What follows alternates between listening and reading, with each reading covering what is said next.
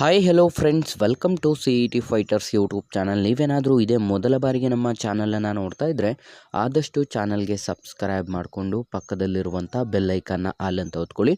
ಬನ್ನಿ ಸ್ನೇಹಿತರೆ, ಇವತ್ತಿನ ಈ ಒಂದು ವಿಡಿಯೋದಲ್ಲಿ BMTC ಕಂಡಕ್ಟರ್ ಹುದ್ದೆಗಳಿಗೆ ಸಂಬಂಧಪಟ್ಟಂತೆ ಮೆರಿಟ್ ಪಟ್ಟಿ ಯಾವಾಗ ಪ್ರಕಟವಾಗುತ್ತೆ ಅಂತ ಖಚಿತ ಮಾಹಿತಿಯೊಂದಿಗೆ ಈ ಒಂದು ವಿಡಿಯೋದಲ್ಲಿ ತಿಳಿಸ್ಕೊಡ್ತೀನಿ.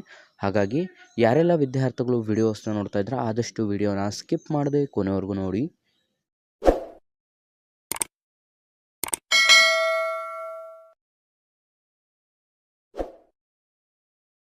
ಸ್ನೇಹಿತರೆ, ಎಲ್ಲ ಒಂದು ಕ್ಯಾಂಡಿಡೇಟ್ಸ್ ಕೂಡ ಯಾರೆಲ್ಲ ಈಗ BMTC ಕಂಡಕ್ಟರ್ ಹುದ್ದೆಗಳಿಗೆ ಎಕ್ಸಾಮ್ಸನ್ನು ಬರೆದಂಥ ಕ್ಯಾಂಡಿಡೇಟ್ಸ್ ಯಾರೆಲ್ಲ ನೀವು ಈ ಒಂದು BMTC ಕಂಡಕ್ಟರ್ NHK ವಿಭಾಗದಲ್ಲಿ ಖಾಲಿ ಇದ್ದಂಥ 2286 ಹುದ್ದೆಗಳಿಗೆ ಸಂಬಂಧಪಟ್ಟಂತೆ ನಿಮ್ಮ ಒಂದು ಮೆರಿಟ್ ಪಟ್ಟಿ ಯಾವಾಗ ಅಂತ ತುಂಬ ಜನ ಕಮೆಂಟ್ಸ್ ಕೂಡ ಮಾಡ್ತಾಯಿದ್ದಾರೆ ಮತ್ತು ತುಂಬ ಜನ ನಮಗೆ ಮೆಸೇಜಸ್ ಕೂಡ ಮಾಡ್ತಾಯಿದ್ದಾರೆ. ಹಾಗಾಗಿ ನಾವು ನಿನ್ನೆ ಅಧಿಕೃತವಾಗಿ BMTC ಹೆಲ್ಪ್ಲೈನ್ಗೆ ಕಾಲ್ ಮಾಡಿದಂಥ ಸಂದರ್ಭದಲ್ಲಿ ನಮಗೆ ಸಿಕ್ಕಂಥ ಉತ್ತರವೇನು ಅಂತಂದರೆ, ಯಾರೆಲ್ಲ ಹೊಸ ವಿದ್ಯಾರ್ಥಿಗಳು ಇದೇ ಮೊದಲ ಬಾರಿಗೆ ನಮ್ಮ ವಿಡಿಯೋಸ್ನ ನೋಡ್ತಾ ಇದ್ದೀರಾ ಆದಷ್ಟು ಡಿಸ್ಕ್ರಿಪ್ಷನಲ್ಲಿರುವಂಥ ನಮ್ಮ ಟೆಲಿಗ್ರಾಮ್ ಗ್ರೂಪ್ ಮತ್ತು ವಾಟ್ಸಪ್ ಗ್ರೂಪ್ಗಳಿಗೆ ಜಾಯ್ನ್ ಆಗಿ ಮತ್ತು ಇನ್ಸ್ಟಾಗ್ರಾಮ್ನಲ್ಲಿ CET ಫೈಟರ್ಸ್ ಅಫಿಷಿಯಲ್ ಅಕೌಂಟನ್ನು ಆದಷ್ಟು ಫಾಲೋ ಮಾಡಿ ಮತ್ತು ಪೊಲೀಸ್ ಇಲಾಖೆ ಮತ್ತು KPTCL ಹಾಗೂ ಇನ್ನಿತರ ಸ್ಪರ್ಧಾತ್ಮಕ ಪರೀಕ್ಷೆಗಳ ಎಕ್ಸಾಮ್ ಪ್ರಿಪರೇಷನ್ ಮಾಡ್ಕೋತಾ ಇದ್ದರೆ ಡಿಸ್ಕ್ರಿಪ್ಷನಲ್ಲಿರುವಂಥ ನಮ್ಮ ಪೊಲೀಸ್ ಫೈಟರ್ಸ್ ಯೂಟ್ಯೂಬ್ ಚಾನಲ್ಗೆ ಸಬ್ಸ್ಕ್ರೈಬ್ ಮಾಡ್ಕೊಳ್ಳಿ.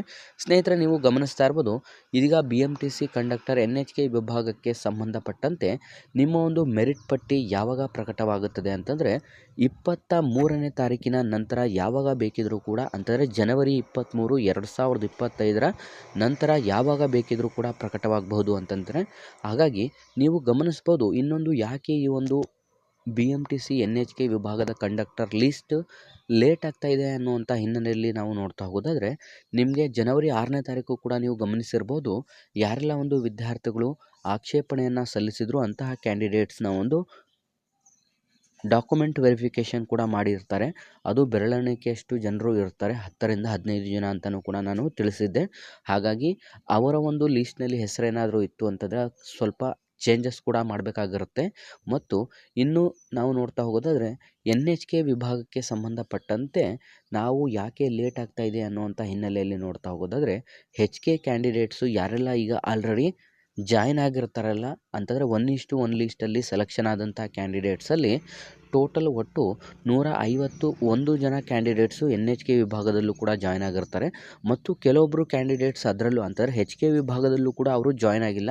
ಟೋಟಲ್ 173 ಜನ ಕ್ಯಾಂಡಿಡೇಟ್ಸ್ ಮಾತ್ರ HK ವಿಭಾಗದಲ್ಲಿ ಜಾಯ್ನ್ ಆಗಿರ್ತಾರೆ.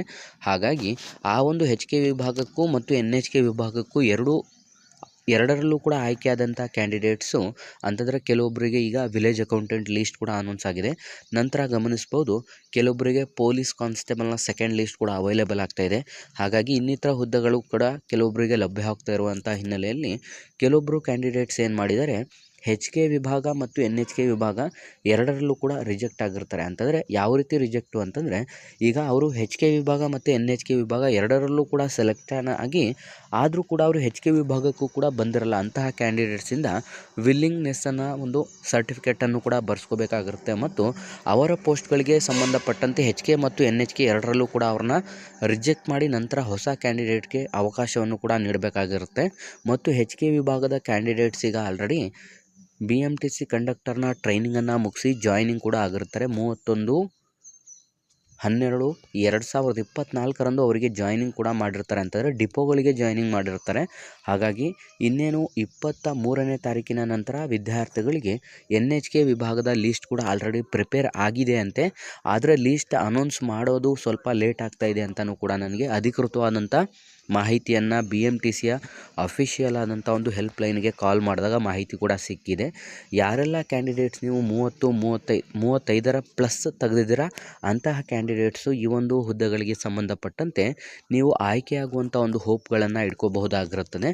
ಮತ್ತು ಸೆಕೆಂಡ್ ಲೀಸ್ಟ್ ಅನೌನ್ಸ್ ಆಗುತ್ತೆ ಅನ್ನುವಂಥ ಕೇಳುವಂಥ ವಿದ್ಯಾರ್ಥಿಗಳಿಗೆ ನಾನು ತಿಳಿಸೋದು ಏನು ಅಂತಂದರೆ, ಈ ಒಂದು ಹುದ್ದೆಗಳಿಗೆ ಸಂಬಂಧಪಟ್ಟಂತೆ ಸೆಕೆಂಡ್ ಲೀಸ್ಟ್ ನಿಮಗೆ 100% ಕನ್ಫರ್ಮ್ ಆಗಿ ಸೆಕೆಂಡ್ ಲಿಸ್ಟ್ ಅನೌನ್ಸ್ ಆಗೇ ಆಗುತ್ತೆ. ಯಾಕೆ ಅಂತಂದರೆ ನಾನು ಆಲ್ರೆಡಿ ತಿಳಿಸಿದೆ ನೋಡಿ, HK ವಿಭಾಗದಲ್ಲಿ 212 ಕ್ಯಾಂಡಿಡೇಟ್ಸ್ ಆಯ್ಕೆಯಾಗಿದ್ದರು, ಆದರೆ ಟೋಟಲ್ 214 ಪೋಸ್ಟ್ ಇತ್ತು. ಹಾಗಾಗಿ ಆದರೆ ಆ ಒಂದು ಹುದ್ದೆಗಳಿಗೆ ಸಂಬಂಧಪಟ್ಟಂತೆ ಟ್ರೈನಿಂಗನ್ನು ಮುಗಿಸಿ ಜಾಯ್ನಿಂಗ್ ಆದಂಥ ಕ್ಯಾಂಡಿಡೇಟ್ಸ್ನ ಸಂಖ್ಯೆ 173 ಆಗಿದ್ದು, ಇನ್ನು ಮಿಕ್ಕುಳಿದಂಥ ಹುದ್ದೆಗಳು ಸೆಕೆಂಡ್ ಲಿಸ್ಟ್ ಅನೌನ್ಸ್ ಆಗುತ್ತೆ. ಅದೇ ರೀತಿ NHK ವಿಭಾಗದ ಕ್ಯಾಂಡಿಡೇಟ್ಸು ಕೂಡ ಯಾರೆಲ್ಲ ಈಗ ಆಲ್ರೆಡಿ ಸೆಲೆಕ್ಷನ್ ಆಗಿರುವಂಥವ್ರು ಅಂತಾರೆ ಲೀಸ್ಟ್ ಪ್ರಿಪೇರ್ ಆಗಿರುತ್ತೆ, ಅಂತಹ ಕ್ಯಾಂಡಿಡೇಟ್ಸು ಬೇರೆ ಹುದ್ದೆಗಳಿಗೆ ಹೋದಂಥ ಸಂದರ್ಭದಲ್ಲಿ ಅವರ ಪೋಸ್ಟ್ಗಳು ಕೂಡ ಉಳಿಯುತ್ತೆ. ಹಾಗಾಗಿ ಈ ಒಂದು ಪೋಸ್ಟ್ಗಳನ್ನು ಕ್ಯಾರಿ ಫಾರ್ವರ್ಡ್ ಮಾಡೋ ಬದಲು ಇದೇ ಒಂದು ನೋಟಿಫಿಕೇಷನಲ್ಲಿ ಫಿಲ್ ಮಾಡ್ಕೊತೀವಿ ಅಂತ ಅಧಿಕೃತವಾಗಿ ನಮ್ಮ ಕರ್ನಾಟಕ ಸಾರಿಗೆ ಸಚಿವರಾದಂಥ ರಾಮಲಿಂಗಾರೆಡ್ಡಿರವರು ಕೂಡ ಮಾಹಿತಿಯನ್ನು ಕೂಡ ನೀಡಿರ್ತಾರೆ.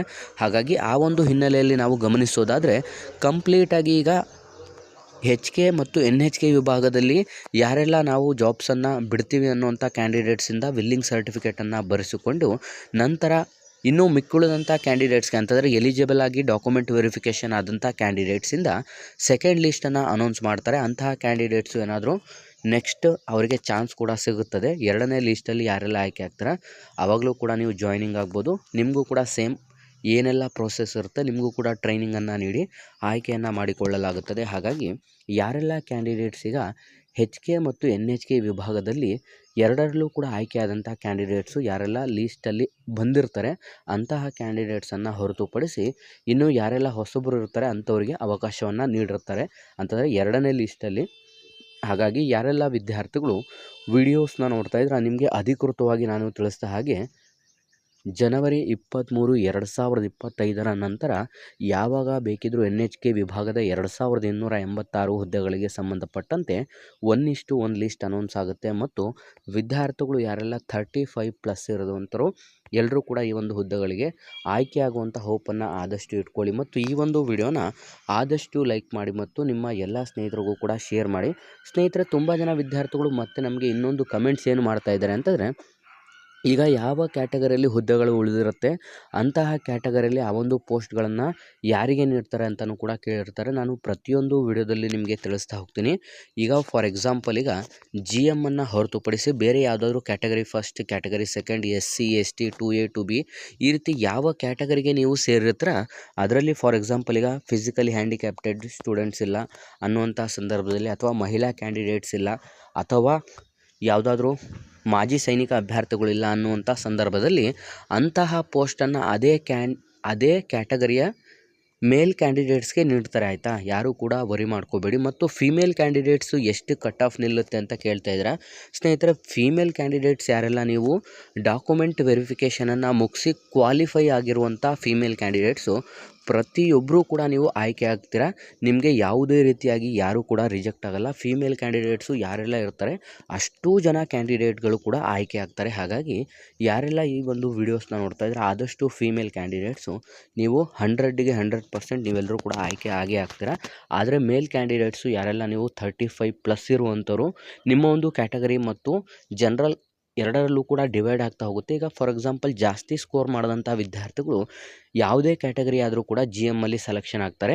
ಇನ್ನು ಮಿಕ್ಕುಳಿದಂಥ ನಿಮ್ಮ ಒಂದು ಕ್ಯಾಟಗರಿಯ ಪೋಸ್ಟಲ್ಲಿ ನೀವು ಆಯ್ಕೆಯಾಗುವಂಥ ಸಾಧ್ಯತೆಗಳು ಕೂಡ ಹೆಚ್ಚಿನದಾಗಿರುತ್ತದೆ. ಹಾಗಾಗಿ 35+ ತೆಗೆದಿರುವಂಥವ್ರು ಆದಷ್ಟು ಹೋಪನ್ನು ಇಟ್ಕೊಳ್ಳಿ.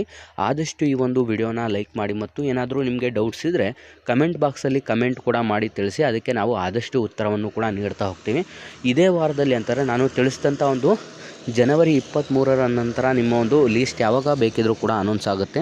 ಹಾಗಾಗಿ ಆದಷ್ಟು ಈ ಒಂದು ಮಾಹಿತಿಗಾಗಿ ನಮ್ಮ CET ಫೈಟರ್ಸ್ ಯೂಟ್ಯೂಬ್ ಚಾನಲ್ನ ಸಬ್ಸ್ಕ್ರೈಬ್ ಮಾಡ್ಕೊಳ್ಳಿ ಮತ್ತು ಹೆಚ್ಚಿನ ಮಾಹಿತಿಗಳಿಗಾಗಿ ನಮ್ಮ ಟೆಲಿಗ್ರಾಮ್ ಗ್ರೂಪ್ಗಳಿಗೂ ಕೂಡ ಜಾಯ್ನ್ ಆಗಿ ಅಂತ ತಿಳಿಸ್ತಾ ಈ ಒಂದು ವಿಡಿಯೋನ ನಿಮ್ಮ ಎಲ್ಲ ಸ್ನೇಹಿತರೊಂದಿಗೆ ಶೇರ್ ಮಾಡಿ ಅಂತ ತಿಳಿಸ್ತಾ ಇದ್ದೀವಿ ಸ್ನೇಹಿತರೆ.